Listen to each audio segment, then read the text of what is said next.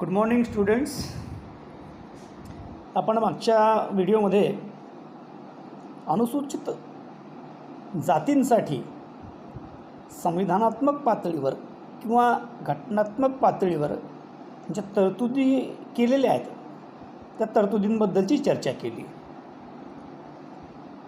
आता त्या झाल्या तरतुदी, म्हणजे एक प्रकारे असं म्हणू शकतो आपण कागदावर केलेले कायदे किंवा कागदावर लिहिलेले नियम, पण हे कागदावर आहेत. त्याची प्रत्यक्ष अंमलबजावणी काय नेमकी, ही चर्चा महत्त्वाची आहे. तर त्याची जी प्रत्यक्ष अंमलबजावणी आहे त्याला आपण म्हणूयात प्रत्यक्ष फील्डवर ग्राउंड लेवलवर केले गेलेले उपाय. आणि त्याला ज्या मुद्द्याच्या रूपात आज आपण पाहणार आहोत तो मुद्दा म्हणजे अनुसूचित जातींच्या समस्यांवर केले गेलेले शासकीय उपाय. अनेक आहेत, पण आपण खूपच छोट्या मोठ्या गोष्टींवर चर्चा न करता महत्त्वाच्या गोष्टींवर चर्चा करणार आहोत की शासकीय पातळीवर अनुसूचित जातींच्या समस्या सोडविण्यासाठी किंवा त्या संपवण्यासाठी काय आणि कोणते उपाय केले गेले. शासकीय उपाय म्हणता येत नाही त्याला, सगळ्याच प्रकारच्या गोष्टी. त्यातला पहिला मुद्दा आहे आपला फक्त शासकीय उपाय, बाकी आणखीन गोष्टी आपण ते पाहूयाच. त्यातला पहिला मुद्दा आपण पाहणार आहोत तर शासकीय पातळीवर केलेला उपाय. तो महत्त्वाचा उपाय म्हणजे अस्पृश्यतेच्या समस्येसंदर्भातला. अनुसूचित जातींशी निगडीत असलेली सगळ्यात महत्त्वाची समस्या जर कोणती असेल किंवा कोणती होती तर ती म्हणजे अस्पृश्यता. म्हणजे अनुसूचित जातीच्या व्यक्तीला किंवा अनुसूचित जात असणाऱ्या व्यक्तीला शिवणं किंवा त्याला स्पर्श करणं किंवा त्याचा आपल्याला किंवा इतरांना स्पर्श होणं हे सुद्धा सामाजिकदृष्ट्या गुन्हा मानलं गेलं होतं, सामाजिकदृष्ट्या, हे लक्षात घ्या. परंतु स्वतंत्र भारतामध्ये संविधानिक तरतूद केली गेली आणि त्यानंतर अस्पृश्यता पाळणे हा कायद्याने गुन्हा ठरवला गेला. 1955मध्ये हा कायदा केला गेला. शिवाय त्यासंबंधीच्या तक्रारीबद्दलसुद्धा म्हणजे पोलीस यंत्रणा सुरुवातीच्या काळामधली ही कदाचित अनुसूचित जातींना तितकीशी अनुकूल नसू शकते. म्हणजे काय तर अनुसूचित जातींमधील सदस्य पोलीस यंत्रणेमध्ये त्या वेळच्या परिस्थितीमध्ये नसतील. अशामुळं कायद्यातच तरतूद केली गेली की अस्पृश्यता पालनासंबंधी जर कुठली तक्रार येत असेल तर त्याची त्वरित दखल घेतली जावी आणि त्वरित कारवाई केली जावी. ही गोष्ट कायदा केल्यामुळे त्या ठिकाणी बऱ्याच प्रमाणामध्ये कमी व्हायला मदत झालेली आपल्याला दिसून येते. म्हणजे एका अर्थानं जी गोष्ट सामाजिकदृष्ट्याच लोकांनी नाकारायला पाहिजे होती, दुर्दैव आपल्या समाजाचं की ती सामाजिकदृष्ट्या न नाकारता तिच्यासाठी कायदा करावा लागला. आणि 1955च्या कायद्यानुसार अस्पृश्यता पाळणं हे गुन्हा ठरवलं गेलं. त्यामुळे बऱ्यापैकी अस्पृश्यतेला चाप बसला किंवा ती त्या ठिकाणी कंट्रोलमध्ये आली असं म्हणायला हरकत नाही आहे. दुसरा उपाय या ठिकाणी केला गेला तो म्हणजे राजकीय उपाय किंवा राजकीय उपाय योजना.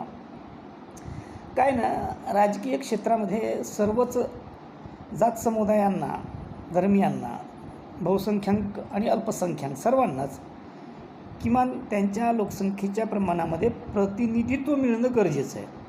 असं जर नाही झालं तर ज्यांना जास्त प्रतिनिधित्व मिळालं आहे त्याच समुदायाचा फायदा होईल. असं होऊ नये म्हणून अनुसूचित जातींना केंद्र आणि राज्य स्तरावर प्रतिनिधित्व देण्यासंबंधीचे संकेत निर्माण केले गेले. काय केलं गेलं यानुसार तर सगळ्यात महत्त्वाचं म्हणजे लोकसभा आणि विधानसभेमध्ये राखीव जागांच्या माध्यमातून अनुसूचित जातींना प्रतिनिधित्व दिलं गेलं. आपण कालच्या व्हिडिओमध्ये थोडी चर्चा केली होती याच्यावर की एक व्यक्ती एक मत हे जे एक मूल्य आपण स्वीकारलं होतं त्या मूल्याप्रमाणे ज्या समुदायाची, आपण त्याला स्पष्टपणे म्हणूयात, ज्या जात समुदायाची लोकसंख्या अधिक आहे तोच जात समुदाय त्या ठिकाणी राजकीय सत्ता प्राप्त करू शकतो हे निश्चित झालं होतं.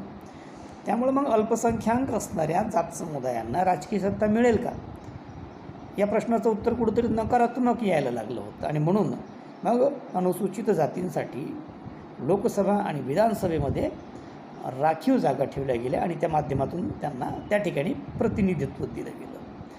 शिवाय ग्रामपंचायतपासून ते महानगरपालिकेपर्यंत या ज्या स्थानिक स्वराज्य संस्था आहेत, म्हणजे ग्रामपंचायत, पंचायत समिती, नगर परिषद, नगरपालिका, जिल्हा परिषद आणि महानगरपालिका, या सर्वच स्थानिक स्वराज्य संस्थांमध्ये सुद्धा अनुसूचित जातींना त्यांच्या लोकसंख्येच्या प्रमाणामध्ये राखीव जागा ठेवल्या गेल्या. शिवाय ज्या शासननियुक्त समित्या असतात, सहकार क्षेत्र असतं, या प्रत्येक ठिकाणीसुद्धा अनुसूचित जाती त्यांच्या स्वतःच्या संख्येच्या आणि क्षमतेच्या बळावर पोहोचू शकणार नाही आहेत, म्हणून तिथंही त्यांना राखीव स्वरूपातलं प्रतिनिधित्व दिलं गेलं. म्हणजे अशा पद्धतीनं राखीव स्वरूपातले प्रतिनिधित्व देऊन राजकीय उपाययोजना केल्या गेल्या, जेणेकरून अनुसूचित जातींना राजकीय प्रतिनिधित्व त्या ठिकाणी मिळू शकेल. हे गरजेचं होतं, कारण अनुसूचित जातींच्या लोकसंख्येच्या प्रमाणात असं म्हणू शकतो आपण, त्यांच्या लोकसंख्येच्या अल्प प्रमाणामुळं, कमी लोकसंख्या असल्यामुळं आणि शिवाय राजकीय जाणीव जागृती नसल्यामुळं या समुदायांना राजकीय सत्ता स्वबळावर मिळवणं सहज शक्य नव्हतं. आणि म्हणून अशा पद्धतीनं राजकीय उपाययोजनांच्या माध्यमातून ते प्रतिनिधित्व दिलं गेलं. त्यानंतर तिसऱ्या मुद्द्यावर आपण चर्चा करूयात. तो याच्याशीच रिलेटेड असणारा मुद्दा आहे आरक्षण धोरणाचा, की जसं राजकारणामध्ये प्रतिनिधित्व नव्हतं ते मिळावं म्हणून आरक्षित जागा दिल्या गेल्या, अगदी तसंच शिक्षण आणि नोकऱ्या, सरकारी आणि सार्वजनिक क्षेत्रातल्या नोकऱ्या यांमध्ये सुद्धा अनुसूचित जातींचं जे प्रमाण आहे, जी टक्केवारी, जे पर्सेंटेज आहे, ते खूपच नगण्य होतं. आणि जर मुक्त स्पर्धेत जर अनुसूचित जातींना सोडलं असतं स्वातंत्र्यानंतर, तर खरंच शिक्षण संस्थांपर्यंत हे पोहोचू शकले असते का? किंवा सरकारी आणि सार्वजनिक क्षेत्रातल्या नोकऱ्यांपर्यंत हे पोहोचू शकले असते का? पोहोचूच शकले नसते असं म्हणता येत नाही आहे, पण तो टक्का खूप कमी असता, प्रमाण खूप कमी राहिलं असतं. स्वबळावर, स्वक्षमतेवर या समुदायांना तिथपर्यंत पोहोचणं शक्य झालं नसतं. त्याला अनेक कारणे आहेत. आर्थिक स्थिती आहे, मानसिक स्थिती आहे, राजकीय स्थिती आहे. सगळ्याच बाबतीमध्ये हे कमकुवत असे वर्ग होते, समाज होते. त्यामुळं स्वबळावर त्यांना तिथपर्यंत पोहोचणं शक्य होईल नाही होईल याच्याबद्दल काही सकारात्मकपणे बोलता येणं शक्यच नव्हतं. आणि म्हणून त्याकरता सरकारी आणि सार्वजनिक क्षेत्रातील नोकऱ्यांमध्ये तसेच शिक्षण संस्थांमधल्या प्रवेशांमध्ये अनुसूचित जातींसाठी 15% आरक्षणाची तरतूद केली गेली. का? तर अनुसूचित जातींची लोकसंख्या ही 15% आहे आणि म्हणून एकूण पदांपैकी नोकरीतली पदं असतील किंवा शिक्षण संस्थांमधली पदं असतील, या पदांपैकी 15% जागा लोकसंख्येच्या प्रमाणामध्ये अनुसूचित जातींच्या हिस्साच्या आहेत. त्या त्यांना मुक्त स्पर्धेत मिळवता येणार नाही आहेत. त्याचं कारण आहे की पिढ्यानपिढ्यांची एक त्या समाजाची जी स्थिती आहे, पिढ्यानपिढ्या त्यांना जी संधी नाकारली गेली होती, त्यामुळे तो समाज सक्षम होऊ शकला नाही. आणि साहजिकच आहे, सक्षम न होऊ शकलेल्या या समाजाला पुश करणं म्हणजे मागून एक प्रकारे कुठंतरी टेकू देणं, सपोर्ट देणं हे गरजेचं होतं. आणि तो सपोर्ट कशाच्या माध्यमातून दिला गेला? तर तो आरक्षण धोरणाच्या माध्यमातून दिला गेला. म्हणजे एकूण लोकसंख्येच्या प्रमाणामध्ये शिक्षण आणि नोकऱ्यांमध्ये त्या ठिकाणी राखीव जागा ठेवल्या गेल्या. शिवाय इतर ठिकाणी त्यांना काही सवलती देणं गरजेच्या होत्या. त्यासाठीच म्हणून गुणवत्ता आणि वयोमर्यादा यासारख्या ज्या काही पात्रता असतात शिक्षण आणि नोकऱ्यांमध्ये, त्या शिथिल केल्या गेल्या. म्हणजे काय, तर इतरांना जर एक विशिष्ट वयोमर्यादा नोकरीसाठी लावली गेली असेल, तर अनुसूचित जातींना 4-5-10 वर्ष काहीतरी त्यामध्ये वाढवून देणं. कारण आहे, पिढ्यानपिढ्यांच्या या अशिक्षितपणामुळं कदाचित शिक्षणाबद्दलची जी अनास्था या समाजामध्ये निर्माण झालेली होती, त्यामुळं कदाचित यांना जास्त वेळ लागू शकतो. प्रचलित शिक्षण इतरांच्या तुलनेमध्ये ज्या वयात घ्यायचं त्यापेक्षा जास्तीचं वय यांचं जाऊ शकतं. त्यासाठी मग अशा पद्धतीनं वयोमर्यादेची जी पात्रता आहे त्या पात्रतेमध्ये काही सूट दिली गेली. गुणवत्तेसंदर्भातली जी पात्रता आहे काही ठिकाणची तिथंही काही प्रमाणामध्ये काही टक्क्यांमध्ये सूट दिली गेली. म्हणजे आपण उदाहरण म्हणून काही परीक्षांचा त्या ठिकाणी संदर्भ घेऊ शकतो.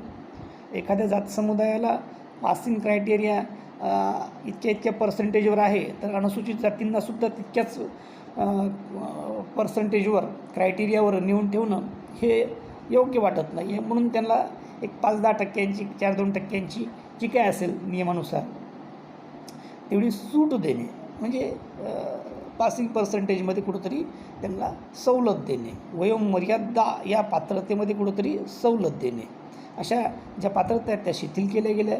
शिवाय आरक्षणामध्ये प्रमोशन दिलं गेलं. नोकरीमध्ये असताना त्यावर आता वाद चालू आहे सध्या कोर्टात, परंतु तरतूद तशी केली गेली आणि पूर्वी तशी अंमलबजावणी केली गेली होती की सरकारी नोकरीमध्ये असणाऱ्या अनुसूचित जातीच्या व्यक्तीला कदाचित त्याचा वरिष्ठ जर उच्च जाती असेल तर तो प्रमोशन किंवा त्याची जी काही पदोन्नती आहे ती नाकारू शकतो. त्यामध्ये कदाचित जातीय भावनेचा त्या ठिकाणी प्रभाव असू शकतो आणि म्हणूनच अनुसूचित जातींना प्रमोशनमध्ये सुद्धा त्या ठिकाणी आरक्षण देण्याची तरतूद केली गेली. आणखीन एक उपाययोजना आहे ज्याला आपण शैक्षणिक उपाययोजना म्हणू शकतो. आरक्षण धोरणाव्यतिरिक्त ही वेगळी उपाययोजना आहे की शिक्षणामध्ये अशा काही गोष्टी आहेत की ज्या आरक्षणाव्यतिरिक्त राखीव जागांव्यतिरिक्त इतरही गोष्टी महत्त्वाच्या आहेत, जिथपर्यंत अनुसूचित जाती आणि अनुसूचित जातींची मुलं सहजासहजी पोहोचू शकतील याची काही शाश्वती नव्हती आणि म्हणून मग अशा प्रकारच्या उपाययोजना केल्या गेल्या. UPSC MPSC विद्यार्थी आहात तुम्ही, त्यामुळे तुम्हाला माहीतच आहे महाराष्ट्र शासनातल्या प्रशासनातल्या जागा आणि केंद्र शासनातल्या प्रशासनातल्या जागा भरण्यासाठी MPSC आणि UPSC अशा प्रकारचे बोर्ड्स त्या ठिकाणी निर्माण केले गेलेले आहेत. युनिट म्हणजे एक स्वायत्त संस्था त्या ठिकाणी निर्माण केल्या गेलेल्या आहेत आणि मग त्यांच्या माध्यमातून परीक्षा घेऊन या जागा भरल्या जातात. पण अनुसूचित जाती जमातीची जी मुलं आहेत त्यांना अशा प्रकारच्या परीक्षांची तयारी करताना अडचण येऊ शकते. ग्रामीण भागातून दुर्गम भागातून ते येतात, तिथं त्यांच्या अभ्यासाची सुविधा नसू शकते, योग्य प्रकारची कोचिंग टीचिंग त्यांना तिथं मिळेल न मिळेल सांगता येत नाही आणि म्हणून मग अशा परीक्षांसाठी मोफत कोचिंग सेंटर कोणासाठी अनुसूचित जाती आणि अनुसूचित जमातींसाठी मोठमोठ्या शहरांमधून उभे केले गेले की ज्या ठिकाणी येऊन त्या मुलांनी त्या प्रकारच्या फ्री टीचिंग्स घ्याव्यात. शिवाय पदवी आणि पदव्युत्तर शिक्षण घेण्यासाठी शिष्यवृत्त्या देण्यात आल्या, कारण पदवी आणि पदव्युत्तर पातळीवरचं शिक्षण हे काही स्वस्त नसतं. मोठ्या शहरांमधूनच ते शिक्षण उपलब्ध असतं, गाव पातळीवर ते शिक्षण मिळत नाही आहे. पदवी आणि पदव्युत्तरची महाविद्यालयं किंवा विद्यापीठातून ते शिक्षण मिळतं. त्यासाठी मुंबई, नागपूर, औरंगाबाद, अमरावती अशी महाराष्ट्रातली काही उदाहरणं देतो तुम्ही की या शहरांमधून अशा प्रकारचं पदव्युत्तर शिक्षण चांगल्या दर्जाचं उपलब्ध असतं. जिल्हा पातळीवर तालुका पातळीवर पदवीचं शिक्षण उपलब्ध असतं आणि ग्रामीण भागातून असणाऱ्या अनुसूचित जाती जमातीच्या मुलांना अशा प्रकारचं पदव्युत्तरचं शिक्षण घेण्यासाठी तिथं जावं लागतं. तिथला खर्च त्यांना झेपणारा नाही आहे. तर त्यासाठी पदवी आणि पदव्युत्तर शिक्षण घेण्यासाठी शिष्यवृत्त्या देणं, तिथं राहणं, शहरातून शिक्षण घेत असताना तिथं राहणं हे काही स्वस्त नाही आहे. त्यावरसुद्धा उपाय म्हणून शासकीय माध्यमातून वसतिगृह चालवले जातात अनुसूचित जाती आणि अनुसूचित जमातींच्या मुलांसाठी की जिथं त्यांना सगळ्या प्रकारच्या मोफत सुविधा मिळतात. शिवाय अनुसूचित जाती जमातींच्या ज्या काही समस्या आहेत त्या समजून घेणं गरजेचं आहे आणि म्हणून त्यासाठी नामवंत अशा शिक्षण संस्थांना अनुदान देऊन त्या समस्यांचा अभ्यास केला जातो जेणेकरून त्या समस्या सोडवता येतील. शिवाय विदेशात शिक्षण घेण्यासाठी आर्थिक सहाय्य दिले जाते. साहजिकच आहे, विदेशात शिक्षण घेणं ही काही सर्वसामान्यांच्या आवाक्यातली गोष्ट नाही आहे. अफाट पैसा लागतो तिथं, त्यामुळे सामान्य लोक ती स्वप्नही पाहू शकत नाही आहेत. अशा वेळी सरकारच काय करतं, काही योजना राबवतं आणि मग काही मुलांना त्या ठिकाणी शासकीय शिष्यवृत्त्या देऊन आर्थिक सहाय्य देऊन विदेशात शिक्षणासाठी पाठवतो. अनुसूचित जाती जमातीच्या मुलांना अशा प्रकारच्या सवलती दिल्या जातात. यासारख्या अनेक वेगवेगळ्या प्रकारच्या उपाययोजना, त्यातल्या महत्त्वाच्या अशा उपाययोजनांवर आपण म्हणजे शैक्षणिक स्वरूपातल्या उपाययोजनांवर आपण चर्चा केलेली आहे. आणखीन एक त्यामध्ये आहे म्हणजे आर्थिक विकासाच्या उपाययोजना. झालं, नोकरी हा एक विषय होता, त्याबद्दल आरक्षित जागा ठेवल्या गेल्या.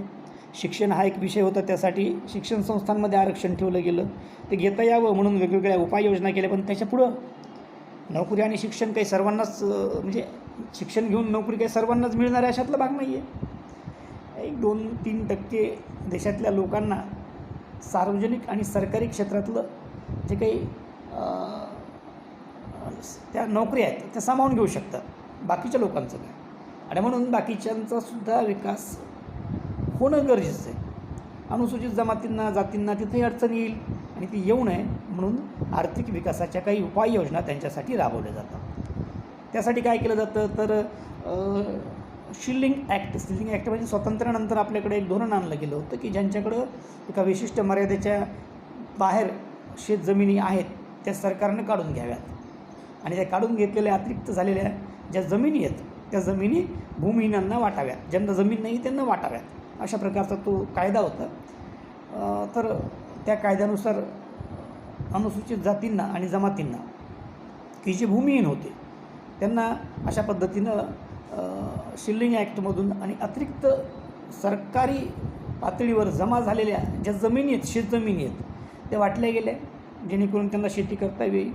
शिवाय शेतीसाठी लागणारी अवजारं असतील किंवा शेतीसाठी लागणारं अर्थसहाय्य असेल ते कमी व्याजदरामध्ये बँकांकडून उपलब्ध होऊ शकेल याची तरतूद केली गेली. त्याच्याही पुढं जाऊन ज्यांना लघुउद्योग आणि गृहउद्योग करायचे आहेत अशांना लघुउद्योग आणि गृहउद्योगाचं शासनामाध्यमातून मोफत प्रशिक्षण दिलं जातं आणि तसे लघुउद्योग गृहउद्योग करण्यासाठी कमी व्याजदरावर अर्थपुरवठा केला जातो. शिवाय तांत्रिक व्यवसायांचं शिक्षण दिलं जातं, प्रशिक्षण दिलं जातं, तेही मोफत. तांत्रिक व्यवसाय म्हणजे आज नवनवीन स्वरूपातले वेगवेगळे तांत्रिक व्यवसाय, जसं मोबाईल आज पाहतो आपण, मोबाईल रिपेअरिंग हा एक व्यवसाय, तांत्रिक स्वरूपाचा व्यवसाय. तर मग अशा प्रकारचे जे व्यवसाय आहेत त्या व्यवसायांना त्या ठिकाणी शिकून घेणं गरजेचं आहे. तर अनुसूचित जाती जमातीच्या मुलांना तशा प्रकारचे व्यवसाय शिकवण्यासाठी किंवा शिकण्यासाठी, तांत्रिक व्यवसाय शिकण्यासाठी मोफत प्रशिक्षण दिलं जातं. ते व्यवसाय करण्यासाठी त्यांना अनुदान आणि कमी व्याजावर कर्ज उपलब्ध करून दिलं जातं. शिवाय ग्रामीण भागामध्ये अनुसूचित जातींचा जर बघितला आपण विचार केला तर राहण्याच्या घरांचा मोठा प्रश्न होता. तो सोडवण्यासाठी रमाई आवास योजना असेल, घरकुल योजना असेल, अशा प्रकारच्या योजनांच्या माध्यमातून अनुसूचित जाती आणि जमाती किंवा इतर काही असतील गरजू त्यांना अशा प्रकारचे मोफत घरं बांधून देणं किंवा घर बांधण्यासाठी एक निश्चित अनुदान म्हणून रक्कम उपलब्ध करून देणं हा उपाय केला गेला. शिवाय तरुणांना, सुशिक्षित तरुणांना जर स्वयंरोजगार करायचा असेल तर त्यांनाही बँकेच्या माध्यमातून कर्ज उपलब्ध करून दिलं जातं. हे आणि यासारखे अनेक असे वेगवेगळे उपाय शासकीय पातळीवरून केले जातात. या व्यतिरिक्त आणखीन एक काही उपाय आहेत, पण असो आपण महत्त्वाच्या उपायांवर या ठिकाणी चर्चा केली. तर आपण मागच्या व्हिडिओत केलेल्या चर्चेप्रमाणे अनुसूचित जातींसाठी घटनात्मक किंवा संविधानात्मक पातळीवर ज्या तरतुदी केल्या जातात किंवा केल्या गेल्या त्या तरतुदींना प्रत्यक्ष व्यवहारात आणण्यासाठी शासकीय पातळीवर काही उपाययोजना केल्या गेल्या आणि त्या उपाययोजना कोणत्या होत्या त्याबद्दलची ही सविस्तर चर्चा आपण यामध्ये केलेली आहे. नेक्स्ट व्हिडिओमध्ये आपण नेक्स्ट टॉपिकवर चर्चा करूयात.